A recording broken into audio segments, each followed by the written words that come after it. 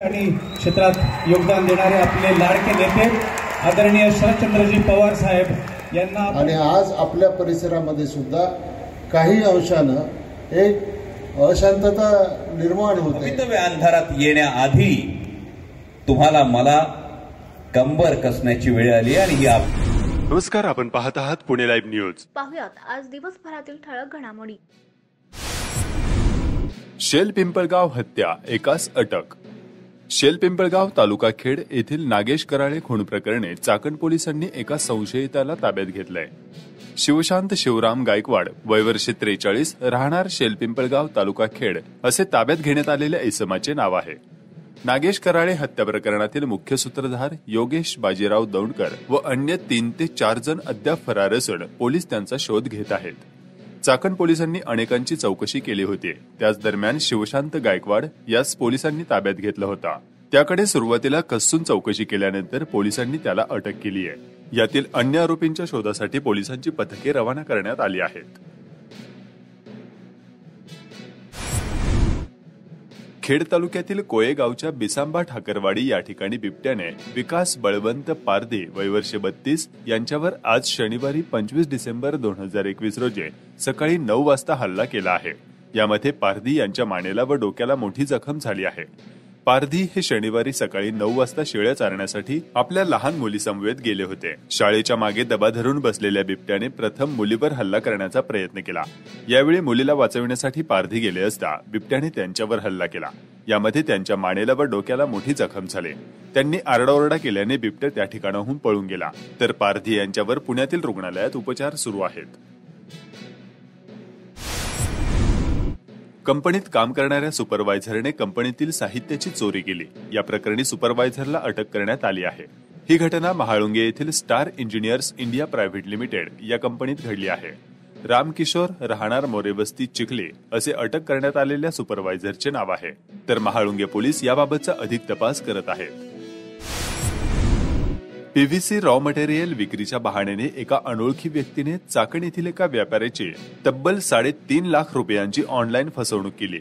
हा प्रकार 19 सप्टेंबर ते 23 डिसेंबर 2021 या कालावधीत कुरोळी या ठिकाणी घडला आहे। खुमाराम खंगारजी चौधरी, वय वर्ष 50, राहणार पिंपरे यांनी या प्रकरणी महाळुंगे पोलिसांत फिर्याद दिली आहे।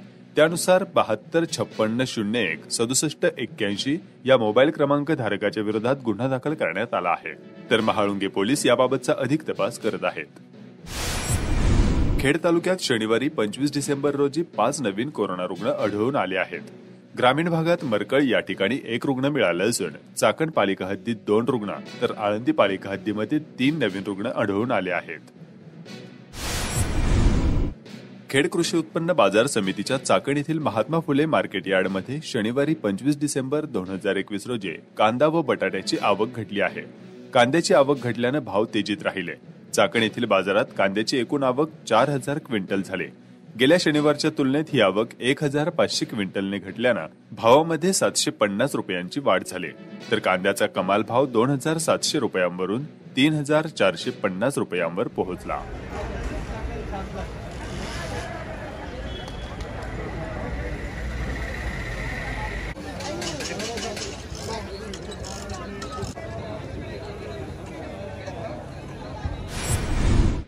दोंदे येथील कुमारी ज्योती शांताराम चौधरी यांना टिळक महाराष्ट्र विद्यापीठाची पीएचडी मिळाली। डॉक्टर ज्योती चौधरी यांनी मानव संसाधन व्यवस्थापन या विषयामध्ये संशोधन केले आहे।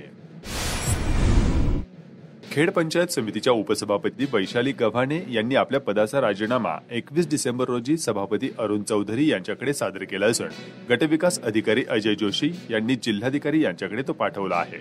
गुरुवारी दिनांक 2 डिसेंबर रोजी पंचायत समितीच्या सभागृहात उपसभापती पदाच्या निवडणुकीत वैशाली गव्हाणे यांची बिनविरोध निवड झाली होती। अवघ्या 19 दिवसांनंतर राजीनामा दिल्यानं आता पुढील काळासाठी कोणाची वर्णी लागणार याकडे आता जनतेचे लक्ष लागले आहे। आपणा सर्वांचे कृषी आणि क्षेत्रात योगदान देणारे आपले लाडके नेते आदरणीय शरदचंद्रजी पवार, केंद्रीय माजी मंत्री शरद पवार यांच्या हस्ते सहकार महर्षी अप्पासाहेब तथा साहेबराव सातकर यांच्या पूर्णाकृती पुतळ्याचे अनावरण शनिवारी 25 डिसेंबर रोजी करण्यात आले। त्याचप्रमाणे राजगुरुनगर या ठिकाणी खेड तालुका शिक्षण प्रसारक मंडळाच्या हुतात्मा राजगुरू महाविद्यालयाच्या नवीन इमारतीचे भूमिपूजन माजी केंद्रीय मंत्री शरद पवार यांच्या हस्ते करण्यात आले। यावेळी गृहमंत्री दिलीप वळसे पाटील, मंत्री दत्तामामा भरणे, खासदार डॉक्टर अमोल कोल्हे, आमदार दिलीप मोहिते, शिवसेनेचे उपनेते माजी खासदार शिवाजीदादा आढळराव पाटील, देवेंद्र बुट्टे पाटील आदी उपस्थित होते. आज दुपारी 2 वाजल्याच्या नंतर काही स्वच्छ व्हावी पाहिजे.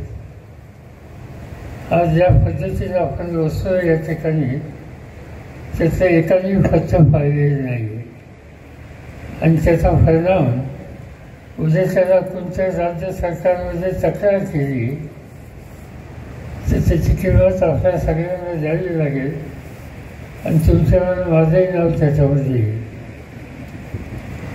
आज 2 कामाच्यासाठी आपण या ठिकाणी एकत्रित आलो. एक तर हुतात्मा राजगुरू महाविद्यालयाच्या विस्तारित आणि नूतन इमारतीचं भूमिपूजन, शेतकरी मेळावा आणि त्याबरोबर उभं आयुष्य त्यांनी सरकाराच्या क्षेत्रामध्ये दिलं आणि नेतृत्व केलं अशा साहेबराव सातकरांचा पुतळा आपण या ठिकाणी उभा केला. त्याचा अनावरणाच्यासाठी आज आपण या ठिकाणी एकत्र आलो. साहेबराव सहकारी चळवळीचे ज्येष्ठ नेते होते. पुणे जिल्ह्यामध्ये ज्या काळामध्ये आम्ही लोक नवीन होतो, महाराष्ट्राच्या विधानसभेमध्ये सभासद होतो आणि त्या काळामध्ये महाराष्ट्राची आणि विशेषतः पुणे जिल्ह्यातील सहकारी चळवळ ही समजणारी एक नेतृत्वाची फळी होती आणि त्या फळीमध्ये साहेबराव हे अत्यंत महत्त्वाचे नेते, सहकारी चळवळीचे अत्यंत महत्त्वाचे नेते होते. आणि तीच गोष्ट महाराष्ट्रात सुद्धा काही लोकांनी केली. वसंतराव पाटील असो, यशवंतराव मोहिते असो, यशवंतरावजी चव्हाणांचं मार्गदर्शन असो, बाळासाहेब भारते असो, अनेकांची नावं घेता येतील की या लोकांनी सहकारी चळवळीला एक दिशा दिली. आणि ही पहिली पिढी. दुसरी एक त्यांची सहकार्याची पिढी होती ज्याच्यामध्ये गुलाबराव फासकरचा सांगलीचा उल्लेख करावा लागेल, ज्याच्यामध्ये साहेबराव सातकरांचा उल्लेख करावा लागेल. पुणे जिल्ह्यातील सहकारी बँक असो किंवा खेड तालुका खरेदी विक्री संघ असो किंवा पुणे जिल्ह्यातला सहकारी बोर्ड असो किंवा तर सहकारी चळवळीमध्ये स्वच्छ आणि चोख कारभार आणि उत्तम प्रशासकीय व्यवहार हा प्रत्येक ठिकाणी दिसेल अशी काळजी आपण जर घेतली तर खऱ्या अर्थानं साहेबरावांची श्रद्धांजली या ठिकाणी होईल. एवढंच या निमित्तानं मी सांगू इच्छितो की या फुलीने अनेकदा येऊन गेलो. आणि खरं आहे की साहेबरावांचे सहकारी होते. साहेबराव बुट्टे पाटील त्यांनी शैक्षणिक दालन या ठिकाणी उभं करावं यासाठी अत्यंत महत्त्वाची कामगिरी केली. तालुक्यातल्या जनतेने त्यांना साथ दिली आणि एक मोठी संस्था, चांगली संस्था, आणि तेही ज्यांनी स्वातंत्र्याच्यासाठी बलिदान दिलं अशा हुतात्मा राजगुरूंच्या नावाने या ठिकाणी सुरू करण्याचं महत् काम हे त्या काळामध्ये आपण सगळ्यांनी केलं. आणि आज त्या राजगुरू महाविद्यालयाच्या विस्तारित इमारतीचं आपण सुरुवात करतो, नूतन इमारतीचं भूमिपूजन करतो आणि त्याच्याबरोबर शेतकऱ्यांचा मेळावासुद्धा या ठिकाणी घेतला. आज देशातला शेतकरी अडचणीमध्ये आहे. कोल्हे साहेबांनी मागाशी वाचनामध्ये केलं किंवा त्यावेळेचा अभ्यास करून आम्ही शेवटी निकाल घेतला की शेतकऱ्याच्या डोक्यावरचं कर्ज माफ केल्याशिवाय गत्यंतर नाही. आणि मग एका हुकमाने 71,000 कोटीचं कर्ज त्यावेळेला आम्ही माफ केलेलं होतं. आणि आम्ही इथं थांबलो नाही तर व्याजाचे दर कमी केले. या ठिकाणी जिल्हा बँकेचे चेअरमन रमेश हंफात थोरात आहेत. माझ्या समितीनं आज पुणे जिल्हा बँकेमध्ये काय व्याजाचा दर किती टक्का? 0% 1800 व्याज आहे ना जागेवर. आता 1800 कोटीची सवलत एक तर फुले जिल्हा मध्यवर्ती सरकारी बँक 0% देते. आज पुण्याची बँक हे करू शकते, आज सातारची हे बँक करू शकते, तर केंद्र सरकार का करू शकत नाही. आणि म्हणून आम्हाला सगळ्यांची मागणी आहे की आज शेतकऱ्याची अवस्था बदलायची असेल त्याचं अर्थकारण सुधारलं पाहिजे. त्याचं अर्थकारण सुधारायचं असेल तर भांडवली गुंतवणूक करण्याची त्याची ताकद ही वाढली पाहिजे आणि त्याला 2 पैसे अधिक मिळतील याची काळजी घेतली पाहिजे. त्या दृष्टीनं आज आपण राज्यामध्ये काही पावलं टाकली, 30 देशामध्ये टाकली तर या देशाच्या शेतीला एक वेगळी जीवस व्हायला मिळतील, ते मिळावेत अशाच प्रकारची अपेक्षा आज आपल्या सगळ्यांची आहे. एवढंच या प्रसंगाच्या निमित्तानं सांगतो आणि अधिक केंद्र सरकारच्या नियमाची अधिक पायबंदी होऊ नये यावर अधिक न बोलता या ठिकाणी मी आपल्या सगळ्यांची काळजी शेतीच्या संबंधाचे होते. त्या कायद्यात काही गोष्टी ठीक होत्या, पण बऱ्याच गोष्टी ह्या शेतकऱ्यांच्या दृष्टीनं, शेती व्यवसायाच्या दृष्टीनं, शेती व्यापाराच्या दृष्टीनं काळजी करण्यासारख्या होत्या. साधारणतः पार्लमेंटमध्ये कुठलाही कायदा जर आला तर त्याची सविस्तर चर्चा होत असते. पण हे 3 कायदे जे आणले केंद्र सरकारने ते माझ्या राज्यसभेमध्ये एका दिवसामध्ये ते कायदे मांडले, 15 मिनिटाची चर्चा केली, दरवर्षीचे कायदे पास केले आणि कायद्याची अंमलबजावणी सुरू करण्याचा निर्णय घेतला. लोकशाहीमध्ये कायदा करायचा म्हणल्याच्या नंतर तिथल्या सभासदांच्यामध्ये सविस्तर चर्चा व्हायला पाहिजे. त्यातले योग्य गोष्टी असतील त्याला पाठिंबा दिला पाहिजे, जिथं कमतरता असेल ती दुरुस्त करण्याची मागणी केली पाहिजे. आणि याच्यासाठीच लोकसभा, याच्यासाठीच राज्यसभा, याच्यासाठीच विधानसभा असते. जर कायद्याची चर्चाच करणार नसेल तर एक प्रकारची ती हुकुमशाही असते आणि ती हुकुमशाही केंद्र सरकारमध्ये मांडण्याचा प्रयत्न केला आणि त्याचा परिणाम पंजाब, हरियाणा, राजस्थान, उत्तर प्रदेश या भागातील आणि महाराष्ट्रातील सुद्धा शेतकरी त्या ठिकाणी रस्त्यावर बसले. 1 वर्षभर उन्हाचा विचार नाही, पावसाचा विचार नाही, थंडीचा विचार नाही, त्या ठिकाणी शेतकरी बसतात आणि आपलं मागणं करतात आणि सरकार त्याच्याकडे धुमकून बघायला तयार नाही. शेवटी जनशक्ती ही अत्यंत महत्त्वाची असते. कुणी किती मोठा राज्यकर्ता असला तर जनशक्ती एकदा विरोधी गेल्याच्या नंतर त्या राज्यकर्त्याला राज्य करता येत नाही. हा जगातल्या अनेक लोकशाही इतिहासावरचे अनेक अनुभव आहेत आणि त्यावर शेवटी केंद्र सरकारला हे 3 कायदे मागे घ्यायला लागले आणि त्या संबंधीची चर्चा आज करण्याची त्यांची तयारी आहे असं निदान सांगण्यात त्याच्या त्याच्यामध्ये ज्याचा उल्लेख कोल्यांनी केला की तुम्ही शेतकरी यावरची मागणी करतो म्हणल्याच्या नंतर त्याच्या अंगावर काळजी घालणं, त्याच्या तरुण मुलाची हत्या करणं, त्याच्या लोकांना तुरुंगात टाकणं या गोष्टी घडल्या. त्याची चौकशी करण्यासाठी कमिटी नेमल्याच्या नंतर त्या कमिटीने शेतकऱ्यांचा हा अत्याचार झाला हा निष्कर्ष काढला. अशा प्रकारचं चित्र आजच्या राज्यकर्त्यांच्याकडून झालेलं दिसतंय. आज महाराष्ट्र किंवा देशामध्ये शेतीचा प्रश्न अधिक करण्याची गरज आहे याची चर्चा होत असते. कालच मी राज्याचे उपमुख्यमंत्र्यांचं स्टेटमेंट वाचलं आणि त्यांनी सांगितलं की आम्ही ठराविक दिवसामध्ये आणखीन काही सवलती कर्जाच्यामध्ये देण्याचा प्रयत्न करणार आहोत. या सवलती कशासाठी? पण शेतीचा धंदा हा अनिवार्याचा झाला, तो फसवलेला असा असला पाहिजे. माझ्याकडे ज्यावेळी भागाची प्रगती कधी होत नसते आणि आज आपल्या परिसरामध्ये सुद्धा काही अंशानं एक अशांतता निर्माण होते, ज्याचा उल्लेख मगाच्या भाषणामध्ये आमदार दिलीपराव मोहितेंनी केला की मोठ्या प्रमाणामध्ये आज हत्या होत आहेत, याच्यामध्ये काही काही अन्याय होत आहेत आणि याचा सगळ्याचा कुठंतरी आपण बंदोबस्त केला पाहिजे. आणि तो बंदोबस्त करण्याच्या दृष्टिकोनातून मला आपल्याला एक सांगायचं आहे. मी सगळ्या भगिनींना एवढंच सांगेन की हल्लीच्या काळामध्ये टीव्हीच्या माध्यमातून, वर्तमानपत्राच्या माध्यमातून महिलांच्यावर होणारे अन्याय अत्याचाराच्या संदर्भामध्ये आज आपण अनेक बातम्या बघतो.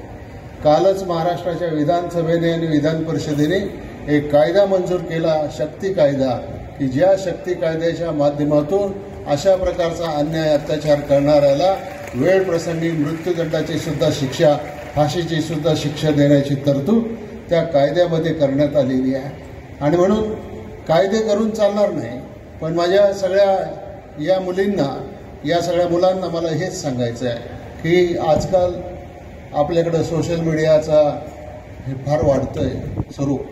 सोशल मीडियामधून आपल्याला जगातली सगळी माहिती उपलब्ध होते, कधी कधी नको ती माहिती उपलब्ध होते आणि त्याचा परिणाम आपल्याला त्याच्यामधून होतो. आणि तो परिणाम जर आपल्याला होऊ द्यायचा नसेल तर आपल्याला थोडंसं एक स्वतःवर काही बंधन घालून घ्यायला पाहिजे. आज अंमली पदार्थांच्या संदर्भामध्ये थोडंसं प्रस्थ वाढतं आहे, त्याच्याही संदर्भामध्ये आमच्या विद्यार्थी मित्रांनी, पालकांनी काळजी केली पाहिजे की माझा मुलगा किंवा माझी मुलगी ज्यावेळेला शाळेमध्ये जाते, कॉलेजमध्ये जाते, त्यावेळेला त्यांच्यावर नक्की आपलं लक्ष किती असलं पाहिजे, काय असलं पाहिजे, या गोष्टी सगळ्यात महत्त्वाच्या आहेत आणि या गोष्टी आपण त्या ठिकाणी पूर्ण करण्याचा प्रयत्न करू. आज आदरणीय पवार साहेब या ठिकाणी आले, त्यांचं मार्गदर्शन आपल्याला ऐकायचं आहे आणि निश्चित प्रकारे या भागातले जे प्रश्न असतील, या भागातल्या अडचणी ज्या असतील, आज देशाच्या पातळीवर शेतकऱ्यांच्यासाठी रात्रंदिवस काम करणारा नेता म्हणून, आज देशातल्या सगळ्या पक्षांचा विश्वास असणारा नेता म्हणून आदरणीय पवार साहेबांची ख्याती या देशाच्या राजकारणामध्ये आहे. तुम्ही आणि मी आपण सगळेजण भाग्यवान याच्यासाठी आहोत की त्यांचा दीर्घ सहवास आपल्याला या ठिकाणी लाभला आणि आपल्या परिसरामध्ये जे जे घडलं त्याच्यामध्ये त्यांचा सिंहाचा वाटा आहे. आणि म्हणूनच आपली आज परिस्थिती बदललेली परिस्थिती आपण लक्षामध्ये घेऊन हातामध्ये आलेले 4 पैसे आपण जर चुकीच्या पद्धतीनं, चुकीच्या मार्गानं वापरायचा जर प्रयत्न केला तर त्याच्यापासून अनर्थ झाल्याशिवाय राहणार नाही. एवढंच मी या निमित्तानं सांगतो. आपल्याला सगळ्यांना मनापासून धन्यवाद देतो. पुन्हा एकदा देवेंद्र बुट्टे पाटलांना सांगतो की तुम्ही या संस्थेमध्ये आणखीन असं व्यावसायिक काही अभ्यासक्रम सुरू केलेच असतील, परंतु आणखीन काही त्याच्यामध्ये तुम्हाला करायचं असेल तर ते तुम्ही जरूर करा की ज्याचा उपयोग थेट नोकरीसाठी किंवा त्याचा उपयोग थेट स्वतःचा व्यवसाय. आणि भव्य शेतकरी मेळाव्यासाठी उपस्थित असणारे देशाचे नेते आदरणीय शरदचंद्रजी पवार साहेब, उद्याचं भवितव्य ही युवा पिढी सुद्धा तितकीच महत्वाच्या संख्येनं उपस्थित. आणि केवळ शेतकरी मेळावा हा राहिला नाही तर हा शेतकरी आणि युवा मेळावा झालाय. म्हणून काही विषयांना स्पर्श करणं मला वाटतं अगदी अगत्याचं वाटतं. फार वेळ घेणार नाही. देवेंद्रजींनी सांगितलं, इथल्या प्रत्येकाला त्याची सहकाराची जाण, केवळ सहकाराची नाही तर कुस्तीची जाण, या सगळ्या गोष्टी आपल्याला पुरेपूर ठाऊक आहेत. पण या महत्वाच्या व्यासपीठाचा वापर एक करावा हा मोह काही केल्या आवरत नाही. कारण गेल्या काही वर्षात आपण देशाची परिस्थिती बदलत असत, देशाची परिस्थिती बघत असू तर काही गोष्टी आपल्याला बदलताना दिसत आहेत. म्हणजे इथे आपण शेतकरी मेळावा म्हणतो, पण याच स्वतंत्र भारतानं तब्बल 378 दिवस माझा अन्नदाता या देशातला शेतकरी दिल्लीच्या सीमांवर त्यांच्या न्याय्य हक्कांसाठी ठाण मांडून बसलेला पाहिला. याच शेतकरी बांधवाला लखीमपूर सारख्या ठिकाणी निर्दयीपणानं एका गाडीखाली चिरडलं गेलं आणि त्यानंतर समस्त देशातल्या विरोधी पक्षांनी ही घटना करणाऱ्या जी समिती नेमली गेली त्या SITने अहवाल दिला की हा केवळ अपघात नाही तर हा सुनियोजित कट वाटतो असा एक अहवाल SITने समोर आला. आणि त्यानंतर देशातल्या सगळ्या विरोधी पक्षांनी आग्रही मागणी केली की संबंधित गृहराज्यमंत्र्यांचा राजीनामा घेण्यात यावा. माझ्या शेतकरी बांधवांना चिरडल्यानंतरही या संदर्भामध्ये, या घटनेमध्ये ज्यांचा हातभार आहे अशी शक्यता व्यक्त केली त्या व्यक्तीचा राजीनामा देशात घेतला जात नाही. ही माझ्या तमाम शेतकरी बांधवांसाठी चिंतेची बाब आहे. एकच नाही तर एवढ्या मोठ्या संख्येनं तरुणाई समोर बसली. आणि विशेषतः खेड तालुका शिक्षण प्रसारक मंडळीचं मी मनापासून एका गोष्टीसाठी कौतुक करेन 48% विद्यार्थी आणि 52% विद्यार्थिनी आहेत. आणि जेव्हा या माझ्या भगिनी मनावर घेतात, जेव्हा या माझ्या भगिनी मनात आणतात, जेव्हा ही माझी भगिनी सुशिक्षित होते, जेव्हा ही माझी भगिनी संस्काराला शिक्षणाची जोड देते, तेव्हा त्या घराची प्रगती झाल्याशिवाय राहत नाही, त्या समाजाची प्रगती झाल्याशिवाय राहत नाही. असं असताना आज तुम्ही देशातली परिस्थिती बघा. मध्यंतरी तुमच्या वाचनात आलं असेल, मध्य प्रदेशात विदिशा नावाच्या ठिकाणी एका शाळेवर धार्मिक कारणास्तव हल्ला करण्यात आला.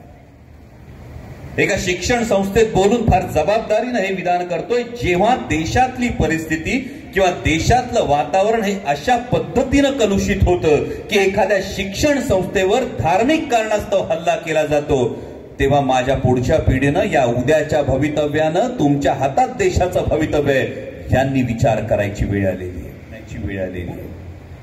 मग आज धर्माच्या नावावर वाटलं जाऊ, उद्या जातीच्या नावावर वाटलं जाऊ, आणि मग या देशाचं भवितव्य अंधारात येण्याआधी तुम्हाला मला कंबर कसण्याची वेळ आली. आणि ही अभिमानानं एक गोष्ट तुमच्या सगळ्यांना सांगू इच्छितो, विशेषतः माझ्या युवा पिढीला. मगाशी देवेंद्रजी बुट्टे पाटील त्यांच्या मनोगतात म्हणाले की आदरणीय साहेब गेली 55 वर्ष संसदीय राजकारणात असताना गेल्या 40 वर्षाहून अधिक काळ दिल्लीमध्ये महाराष्ट्राचा आवाज आणि महाराष्ट्राची आशा म्हणून कोण काम करत असेल तर ते आदरणीय शरदचंद्रजी पवार साहेब काम करतात.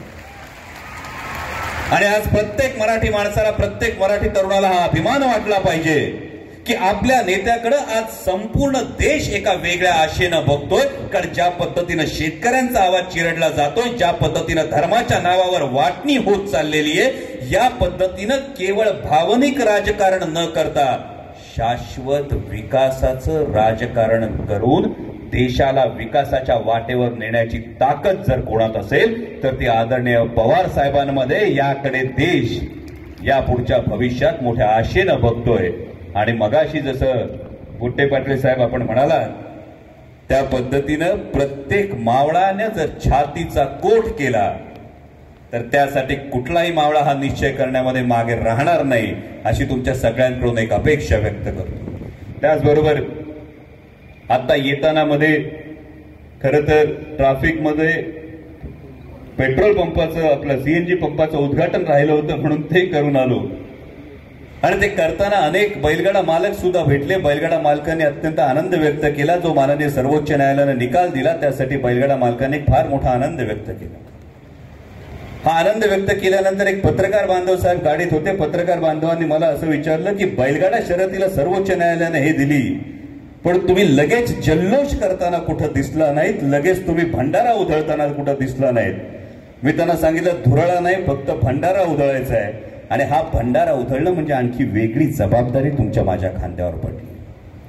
कारण बैलगाडा शर्यतीविषयी जशी आस्था आहे, बैलगाडा शर्यतीविषयी जशी आत्मीयता आहे, त्याच पद्धतीने या पुढच्या तरुणाईला या बैलगाडा शर्यतीच्या माध्यमातून संपूर्ण ग्रामीण अर्थकारणाला एक वेगळी दिशा देण्याच्या दृष्टीनं पावलं उचलावी लागतील. या ग्रामीण अर्थकारणाची दिशा असेल, यामध्ये पर्यटनाला फार मोठ्या प्रमाणात चालना देणं असेल. म्हणजे आज स्पेनचं जर टुरिझम बघितलं, स्पेन या देशाचं, तर तिथं असणारे बुलफाईट, तिथं असणारा बुलरन, या माध्यमातून जसा राष्ट्रीय आंतरराष्ट्रीय पर्यटक आकर्षित करता येतो, तसा या आपल्या मातीला पर्यटनाच्या दृष्टीनं फार मोठा वारसा आहे. आणि हा वारसा दृष्टीनं फार मोठा वारसा आहे. आणि हा वारसा असताना या पुढच्या काळामध्ये बैलगाडी शर्यत ही केवळ परंपरा राहता कामा नये, बैलगाडा शर्यत हा केवळ नाद राहता कामा नये, तर बैलगाडा शर्यत हे अर्थार्जनाचं, अर्थकारणाचं मोठं साधन झालं पाहिजे. या माध्यमातून पर्यटनाला चालना मिळाली पाहिजे. आणि जेव्हा ही पर्यटनाला चालना मिळेल, जेव्हा देशोदेशीचे पर्यटक मॅन ॲनिमल कोएक्झिस्टन्सचा अनुभव घेण्यासाठी आपली बैलगाडा शर्यत बघायला येतील, तेव्हा ही जी सगळी तरुणाई आहे ना, या तरुणाईला रोजगाराच्या अनंत संधी निर्माण होतील, त्यांच्या हाताला हक्काचा रोजगार मिळेल. या सकारात्मक पद्धतीनं या पुढच्या काळात आपल्याला या बैलगाडा शर्यतीकडे बघायचं. आता माननीय सर्वोच्च न्यायालयानं हा इंटरिम निकाल दिलेला आहे. यानंतर 5 सदस्यीय खंडपीठासमोर त्याची सुनावणी होणार आहे. त्यावेळी महाविकास आघाडीचे सर्वजण, सर्व खासदार असतील, सर्व लोकप्रतिनिधी असतील, संसदेच्या माध्यमातून काही लढाई लढायची. नामदार दिलीपरावजी वळसे पाटील साहेबांचं या संदर्भात सातत्यानं मार्गदर्शन आहे. संसदेच्या माध्यमातून काही लढाई लढायची, न्यायालयीन लढाई काही लढायची, यासाठी सगळेजण आपण कटिबद्ध राहू. पण त्याच वेळी हा तुमच्या सगळ्यांकडून ही एक अपेक्षा व्यक्त करतो की बैलगाडा शर्यतीची बारी बसली का नाही, बारी झाली का नाही. पण ही बारी झालेली असताना आता नाद केवळ नाद राहता कामा नये, तर त्या माध्यमातून ही विकासाची गंगा आपण आणू शकतो. त्यासाठी तुमच्या प्रत्येकाचं खांद्याला खांदा लावून सहकार्य असेल याची अपेक्षा व्यक्त करतो. सहकार महर्षी आप्पासाहेबांना तब्बल 9,500 युवकांचं भवितव्य एका चांगल्या दिशेनं नेण्यासाठी जे शिक्षणाचं पवित्र काम खेड तालुका शिक्षण प्रसारक मंडळीच्या माध्यमातून होतंय, त्यासाठी मनापासून शुभेच्छा देतो. आणि ही जी शिदोरी तुम्हाला प्रत्येकाला मिळते, या शिदोरीचा उपयोग हा तुमच्या प्रत्येकाकडून एका सुसंस्कृत समाजासाठी, एका विकसनशील समाजासाठी आणि एका बलशाली राष्ट्र निर्माणासाठी होईल अशी अपेक्षा व्यक्त करतो. आणि एका बाजूला विद्यार्थी संख्या आहे आणि दुसऱ्या बाजूला आमचे टीचिंग आणि नॉन टीचिंगचे जवळजवळ 300 लोक आपण येणार म्हणून रात्रंदिवस या कामामध्ये स्वतःला वाहून घेतलेलं, तेही आमच्यासारख्या लोकांनी गेल्या 15 दिवसामध्ये या ठिकाणी पाहिलंय. साहेब, आपण न मागताही आम्हाला आजपर्यंत भरभरून काही दिलेलं आहे. एक किस्सा या ठिकाणी जाता जाता सांगणार आहे. मध्यंतरीच्या काळामध्ये जुन्नरला शंकरराव काळ्यांचं पुतळ्याच्या अनावरणासाठी साहेब जाणार असं आम्हाला कळालं. आम्ही 4-6 जण रोडला गेलो साहेबांच्या स्वागतासाठी. साहेबांच्या गाड्यांचा ताफा आला आणि साहेब गाडीची काच, गाडी थांबल्या साहेब त्या ठिकाणी आपल्याला असं म्हणाले की मी आता नदीवर होतो, त्यावेळेला माझ्याबरोबर सहकार मंत्री होते, इथे एक महाविद्यालय ते माझ्या आवडीचं आहे. अशा प्रकारचा उल्लेख आपल्यासाठी त्या ठिकाणी साहेबांनी केलेला आणि अत्यंत आनंद देणारा. जाता जाताही आमच्यासारख्या कार्यकर्त्याला बऱ्याच गोष्टी त्या ठिकाणी आपण साहेब देऊन जाता, हे आम्ही अनुभवलं. मागचा कार्यक्रम आपल्या 75चा आणि या नवीन इमारतीच्या उद्घाटनाचा, त्याही वेळेला आपण जवळजवळ 50 लाख रुपये पवार चॅरिटेबल ट्रस्टच्या वतीनं या संस्थेसाठी ठेव म्हणून ठेवले. त्या ठेवीमधनं जवळजवळ मागच्या वर्षी कोविडचं वर्ष आणि या वर्षीचं असं एकंदरीत वर्ष जवळजवळ 87 विद्यार्थ्यांना साहेब आपल्याला या गरजू, गरीब, गोरगरीब आणि दलित सगळ्या विद्यार्थ्यांना शिक्षणाच्या प्रक्रियेत त्या ठेवीतनं आपल्याला आणता आलं. त्याहीसाठी हे विद्यार्थी त्या दृष्टिकोनातून भाग्यवान आहेत. त्याचबरोबर आपण त्याही वेळेला सुचवलं होतं की तो जो निधी दिला जाणार आहे तो 4 जणांच्या नावाने दिला जाणार आहे. एक सावित्रीबाई फुले, दुसरं शारदाबाई पवार, तिसरे दत्तात्रय वळसे पाटील आणि चौथं साहेबराव बुट्टे पाटलांच्या नावाने. आम्ही त्याच पद्धतीनं आपल्या मार्गदर्शन, आपल्या सूचनांप्रमाणे आजपर्यंत आम्ही आमचं काम चालू ठेवलेलं आहे. मध्यंतरी एक विश्वे साहेब या ठिकाणी तालुक्यात झाला. स्वर्गीय साहेबराव बुट्टे पाटलांचं तालुक्यातलं योगदान काय, मला या ठिकाणी सांगावं असं वाटतं की ते समाजाला अजिबात आवडलेलं नाही. स्वर्गीय साहेबराव बुट्टे पाटलांनी काय केलं, चास कमान धरणाचं भूमिपूजन केलं. माझा शेतकरी आनंदी झाला पाहिजे, सुखी झाला पाहिजे, त्याची प्रगती झाली पाहिजे म्हणून त्यांनी त्या ठिकाणी तशा पद्धतीचं भूमिपूजन करून एक चांगलं काम केलं. स्वर्गीय साहेबराव बुट्टे पाटलांनी काय केलं, खेड तालुका शिक्षण प्रसारक मंडळाची स्थापना करून सगळ्या विद्यार्थ्यांना उच्च शिक्षणाची संधी या ठिकाणी निर्माण करून दिली. स्वर्गीय साहेबराव बुट्टे पाटलांनी काय केलं, अरे ह्या गावाचं नाव राजगुरुनगर केलं आणि देशाला सांगितलं हो हे तेच क्रांतिकारक हुतात्मा राजगुरूंचं गाव हे दाखवण्याचा त्यांनी त्यांच्या आयुष्यात प्रयत्न केला. साहेब, स्वर्गीय बुट्टे पाटलांनी काय केलं, आपण देऊ गेलेल्या सत्तेतल्या सगळ्या पदांना अतिशय नम्रपणे नकार देऊन आपल्याबरोबरचे मित्रत्वाचे, स्नेहाचे संबंध राजकारणाच्या विरहितही सांभाळण्याचं काम आयुष्यभर त्यांनी केलं.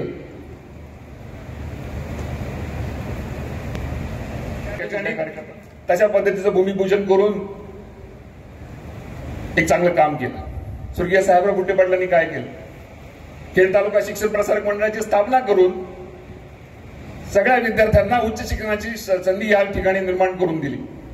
स्वर्गीय साहेबराव बुट्टे पाटलांनी काय केलं, अरे ह्या गावाचं नाव राजगुरुनगर केलं आणि देशाला सांगितलं हो हे तेच क्रांतिकारक हुतात्मा राजगुरूंचं गाव हे दाखवण्याचा त्यांनी त्यांच्या आयुष्यात प्रयत्न केला. साहेब, स्वर्गीय बुट्टे पाटलांनी काय केलं, आपण देऊ गेलेल्या सत्तेतल्या सगळ्या पदांना अतिशय नम्रपणे नकार देऊन आपल्याबरोबरचे मित्रत्वाचे स्नेहाचे संबंध राजकारणाच्या विरहितही सांभाळण्याचं काम आयुष्यभर त्यांनी केलं. त्या छोट्या कार्यकर्त्याला आजपर्यंत आपण बरंच काही दिलं. सत्तेतलं पदाही पेक्षा प्रेमाचा जो अधिकार आज आमच्यासारख्याचा आहे तो सत्तेतल्या पदाही पेक्षा मोठा आहे असं मी मानणारा कार्यकर्ता. आज एखाद दुसरी वेगळी विनंती साहेब या व्यासपीठावर करावीशी वाटते. या ठिकाणी आपल्या दूरदृष्टिकोनातनं या ठिकाणी दूरदृष्टीने औद्योगिकरण तालुक्याचं झालेलं आहे. पण त्या तालुक्यात झालेल्या औद्योगिकरणाचा जो सामाजिक दायित्व निधी ज्याला CSR फंड म्हणतो तो तालुक्यातल्या शिक्षण संस्थांना प्राधान्यक्रमाने मिळावा अशाही प्रकारची एक विनंती या व्यासपीठावर मला आज करावीशी वाटते.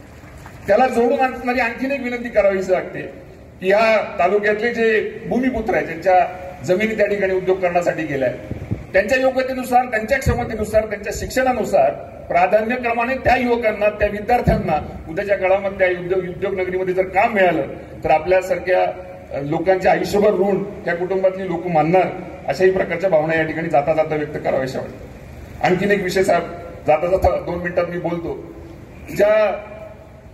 या संस्थेला आज जवळजवळ 47 वर्ष झाली.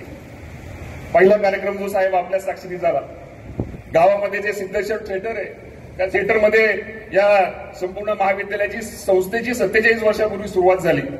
आज आपण 47व्या वर्षात आहे. येणाऱ्या 3 वर्षांनी या संस्थेच्या इतिहासातलं सुवर्ण महोत्सवी वर्ष येणार आहे. त्या सुवर्ण महोत्सव वर्षाला पण आपल्या सरकारचेच आशीर्वाद आम्हाला या ठिकाणी लाभावे अशी एक इच्छा या ठिकाणी आपल्या ठिकाणी व्यक्त करतो.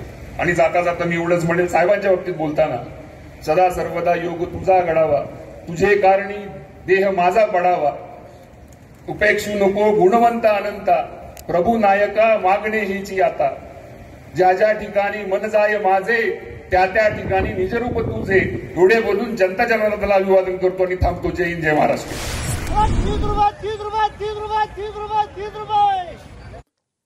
चाकण मार्केटमध्ये पालेभाज्यांची आवक कमी असल्यानं भावात तेजी असल्याचं चित्र पाहायला मिळत आहे, तर केवळ वाटाणा तुलनेने स्वस्त असल्याचं व्यापारी सांगत आहेत. खेड कृषी उत्पन्न बाजार समिती उपबाजार महात्मा फुले मार्केट यार्ड चाकण या ठिकाणी भाजीपाल्याची आवक कमी प्रमाणात होत आहे. वाटाण्याची आवक मात्र थोडी जास्त प्रमाणात आहे, कारण की वाटाण्याचा सीजन हा बाहेरच्या राज्यातील माल असल्यामुळे त्याची आवक मात्र चांगल्या प्रमाणात आहे. सर्वसाधारण वाटाण्याच्या 10 ते 12 गाड्या या ठिकाणी चाकण मार्केटला येत आहेत. वाटाण्याचे सर्वसाधारण भाव 25 रुपये किलो ते 38 रुपये किलो या दरम्यान आहे. तसेच बाकी भाजीपाल्याचे भाव एकदम तेजीमध्ये आहेत, कारण की त्याचा मालाची आवक अल्प आहे. त्याच्यामुळे सर्व भाजीपाल्याचे भाव हे तेजीत आहेत. वाटाण्याचे मात्र भाव एकंदरीत सरासरीप्रमाणे चालू आहे 25 ते 38 रुपयाप्रमाणे. नमस्कार, आपण पाहत आहात पुणे लाईव्ह न्यूज. निर्भीड आणि निष्पक्ष पत्रकारिता याचबरोबर माहिती आणि मनोरंजन यांचा सुरेख संगम आपणासाठी घेऊन येत आहोत पुणे लाईव्ह या मराठी चॅनलवरून. यासाठी आमच्या पुणे लाईव्ह या YouTube चॅनलला लाईक करा आणि बेल आयकॉन समोरील बटन दाबून पुणे लाईव्ह परिवाराचा हिस्सा बना. धन्यवाद.